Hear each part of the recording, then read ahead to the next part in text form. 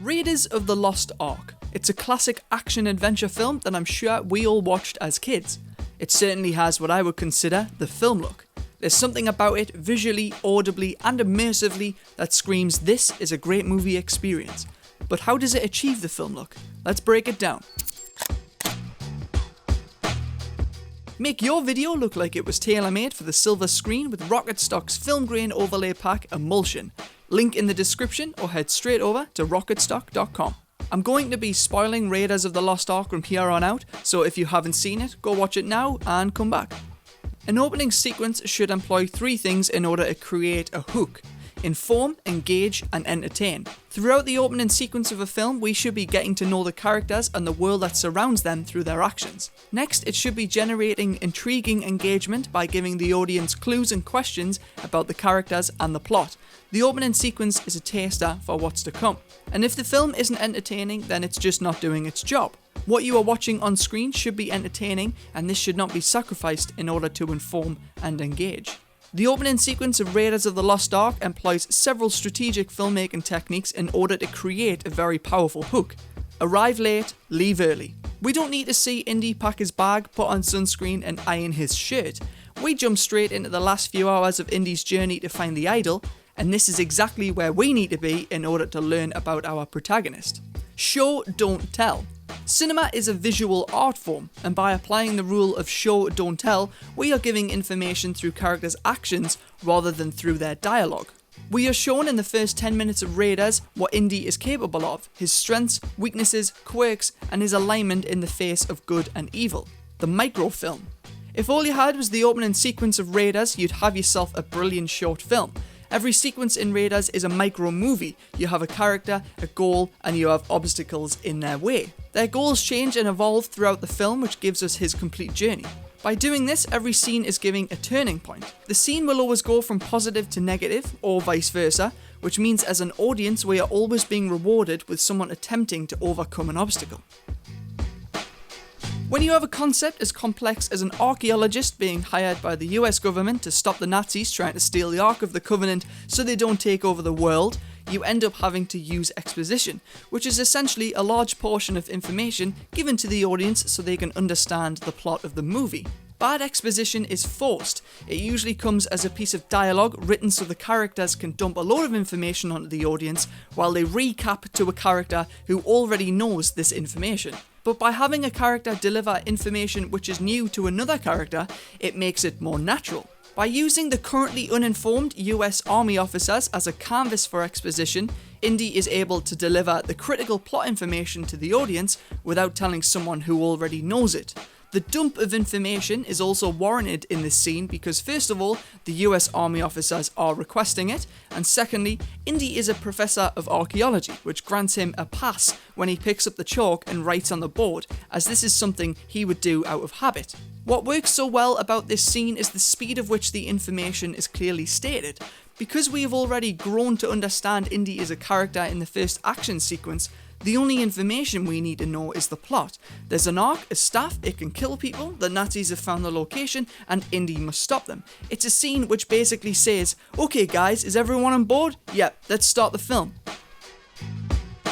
On the surface, you might think of Indiana Jones as one of the many 1980s action movie characters, but compared to the godlike roles of Stallone, Schwarzenegger, and Van Damme, Harrison Ford plays a character who is actually very flawed. Writing a protagonist is all about empathy. He or she can be given a whole range of characteristics, good, evil, or a bit of both, but none of this matters if we can't find a connection with them. We need to empathise and understand the obstacles of our main character in order for them to be likeable. Indy is masculine, resourceful, he can shoot a gun, and he's really smart. But it doesn't stop there. We aren't writing a dating profile after all. He also makes rash decisions, is visibly scared of perilous situations, he's physically weaker than many of his foes, and his life is saved many times throughout the film by our love interest, Marion. These flaws give the audience relatability. We have all had similar experiences in some point in our life, maybe not a fist fight with a giant Nazi, but we've scrapped with the bully in the hallways at school. Creating an empathetic character doesn't mean we have to write them as clean-cut good guys. Everybody has a little naughty in them, and Indiana Jones is a prime example. Indy might be our main character, and his goals are admittedly good, but that doesn't mean he always plays by the rules. There are numerous times throughout the film when Indiana Jones plays an anti-hero, the most famous being this scene here.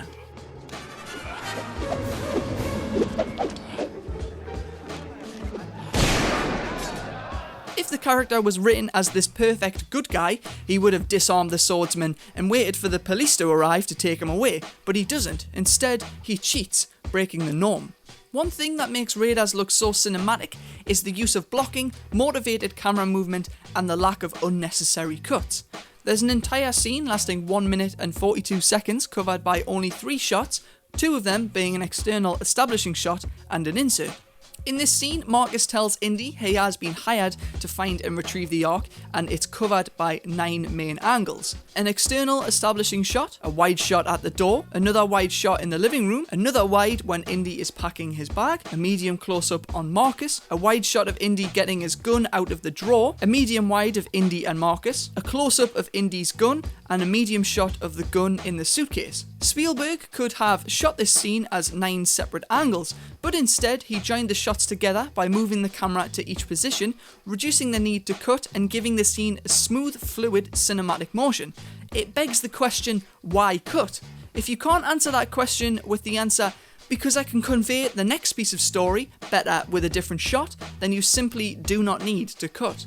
There are many possible shots that could be in this scene, but they don't tell a better story. At no point do we cut to a reverse shot of Indy talking to Marcus, we don't get an insert of Indy pouring the booze, and we don't see an insert of the gun inside the drawer. The 2 shots other than the one in the scene, however, are important. The external establishing shot is there so we know it is later at night and we are about to visit someone's house. The insert of the revolver is there because Spielberg wanted to tell the audience something very specific.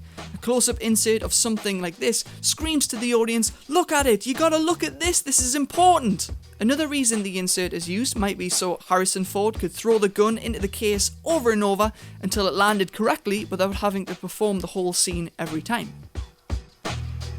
Raiders of the Lost Ark is a film with strong religious themes. It's safe to say when you make a film involving the Ark of the Covenant, it has some biblical inspiration.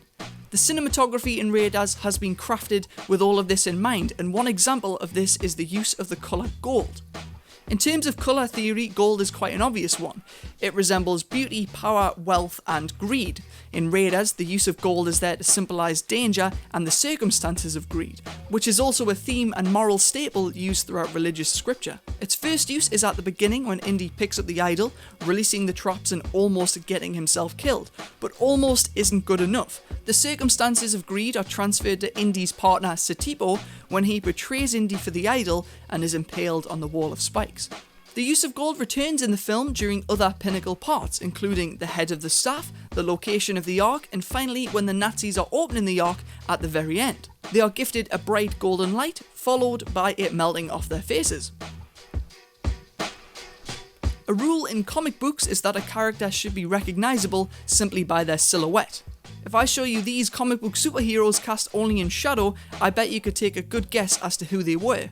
Raiders uses shadow and silhouettes to great effect, and because Indy is so recognisable simply by his hat and whip, Spielberg utilises this when introducing characters into a scene. A bog standard way to introduce a new character in a film is to have them simply appear in the scene, then cut to a reaction shot of our protagonist who sees them, giving us a chance to read their face and get a glimpse of their opinion of this new character. But Raiders does it differently. Take the scene when we are introduced to Marion. Instead of having her walk into the scene and meet Indy, we are given a whole scene independently of our main protagonist where we can make up our mind of this character. The scene is telling us that Marion is competitive, relentless, and can literally drink guys under the table. So when we introduce Marion to Indy for the first time in the film, we can keep the shot on her and paint Indy's silhouette on the wall, giving us Marion's reaction of Indy and not the other way around. And this is actually pretty genius. The character of Indiana Jones is supposed to be an enigma. Dr. Henry Jones Jr. is our Clark Kent, and Indiana Jones is our Superman. Therefore, Marion's initial reaction of Indy gives us so much more information about their relationship than if we started with Indy's reaction of Marion. Now, I could go on for hours about the cinematic genius of this film and its director, but I think I'm going to leave it there. I was going to do a whole bit on sound design, for which it won an Oscar, but that would have likely made this video probably around 2 hours long. So instead, I've put some links in the description of behind the scenes featurettes all about the sound of Raiders. If you want to help give your next project the film look, check out these incredible grain overlays by Rocket Stock. Their stunning pack emulsion was shot using real film stock, including Eastman XX and Kodak Vision 3. Head over to rocketstock.com to see it for yourself. This is our first longer essay-style content here on the channel, so if you've enjoyed watching it and want to see more, hit the like button so we know to make another one. If you're new to our channel, we make filmmaking videos on a Tuesday and some bonus content on a Sunday, so why not subscribe to be kept up to date. I've been Richard Scott, thank you for watching the film look, and remember, achieve it one shot at a time.